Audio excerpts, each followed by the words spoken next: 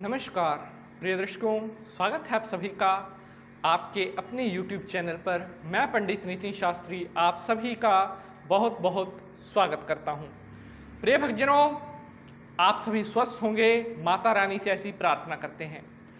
आज के इस एपिसोड में मैं आप सभी भक्तों को भगवान शंकर जी की तीसरा नेत्र खोलने की कथा सुनाऊंगा और यह कथा आपके लिए बहुत ही ज़्यादा आनंद को देने वाली होगी और आप सभी को यह कथा अवश्य पसंद आएगी कि भगवान शिव ने अपना तीसरा नेत्र क्यों खोला था। इसके पीछे क्या कारण था कि भगवान को किस बात से इतना क्रोध आया था जिसकी वजह से वो अपना तीसरा नेत्र खोलने की ज़रूरत पड़ी थी। तो प्रिय भक्तों, भगवान शंकर जी को नमस्कार कर भगवान भोलेनाथ की यह सुंदर कथा आप लोगों से मैं वर्णन करना प्रारंभ करता हूँ। बोलिए शंकर भगवान की जय। प्रिय दर्शकों, भगवान भोलेनाथ सृष्टि के संहारकर्ता माने गए हैं, अर्थात भगवान भोलेनाथ के क्रोधित हो जाने पर स्वयं देवता भी उनको शांत नहीं कर पाते। वैसे तो भगवान शंकर जी भोले भाले देवता हैं और उन्हें गुस्सा नहीं आता, लेकिन अगर उन्हें क्रोध आ जाए तो उनके क्रोध की कोई सीमा नहीं होती। भगवान भोलेनाथ चरमांबर मुंडमालाधारी, ये उनकी वेशभूषा है। हाथों में डमरू, कानों में कुंडल, भगवान भोलेनाथ इस प्रकार की वेशभूषा से सुसज्जित रहते हैं। ऐसा क्या हुआ था कि भगवान शंकर जी को अपना तीसरा नेत्र खोलना पड़ा। तीसरे नेत्र खोलने की कथा का वर्णन शिव पुराण में भी वर्णित है। शिव पुराण में वर्णित है कि भगवान शंकर जी ने अपना तीसरा नेत्र क्यों खोला था। तो अब मैं कथा आप लोगों को सुनाता हूँ। एक बार माता सती के घर पर यज्ञ हो रहा था, तो वहाँ पर उनके पिता के इस यज्ञ में भगवान भोलेनाथ का अपमान होता है। तो सती माता इस अपमान को सहन नहीं कर पाती हैं और यज्ञ कुंड में आत्मदाह कर लेती हैं। जैसे ही भगवान शंकर जी को सती माता के आत्मदाह का पता लगता है, वे एकदम व्याकुल हो पड़ते हैं और तांडव करने लगते हैं। भगवान भोलेनाथ के तांडव करने से पूरी सृष्टि में हाहाकार मचने लगता है और भगवान भोलेनाथ की क्रोध की कोई सीमा नहीं रहती। तो बड़े देखभाल और देवताओं के समझाने पर भगवान शंकर जी परम समाधि के लिए लीन हो जाते हैं, अर्थात भगवान भोलेनाथ अपना क्रोध शांत कर लेते हैं और शांति के लिए परम समाधि में अपने चक्षु बंद करके लीन हो जाते हैं। भगवान शंकर जी के परम समाधि में लीन होने के पश्चात ताड़कासुर नाम का राक्षस ब्रह्मा जी को प्रसन्न कर लेता है।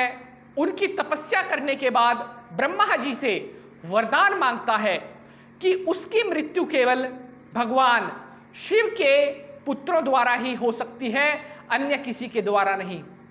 तो जैसा कि भगवान भोलेनाथ तो तपस्या में लीन थे और ताड़कासुर को अमरत्व ब्रह्मा जी से प्राप्त हो जाता है, अर्थात ब्रह्मा जी से एक प्रकार से अमर होने का वरदान प्राप्त हो जाता है।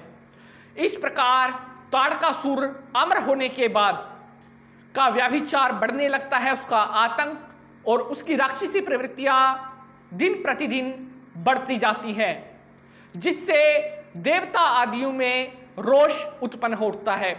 ताड़कासुर दिन प्रतिदिन देवताओं को परेशान करता और यज्ञ आदि में विध्वंस करता।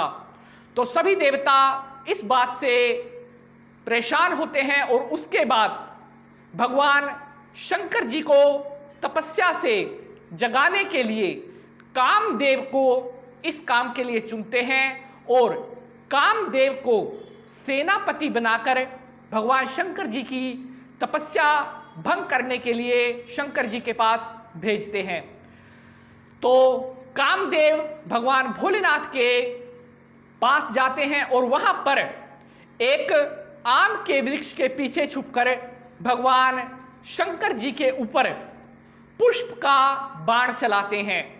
तो जैसे ही कामदेव पुष्प का बाण शंकर जी के ऊपर छोड़ते हैं, शंकर जी को वह बाण सीधा शंकर जी के हृदय में जाकर लगता है, जिससे भोलेनाथ की समाधि टूट जाती है। और समाधि टूटते ही उन्हें इतना क्रोध आता है और वह अपना तीसरा नेत्र खोलकर आम के वृक्ष के पीछे छुपे कामदेव को उस अग्नि द्वारा भस्म कर देते हैं। और इस प्रकार जिस आम के वृक्ष के पीछे कामदेव छुपा होता है वह जल करके भस्म हो जाता है। यह शिव मंदिर रानी पोखरा के आम के वृक्ष के नीचे स्थित है। इस मंदिर में जो शिवलिंग है वह खुदाई के दौरान मिला था और यह शिवलिंग आज भी खंडित है। और वहां पर अयोध्या के राजा कमलेश्वर द्वारा एक तालाब बनाया गया था जिसे रानी पोखरा कहते हैं।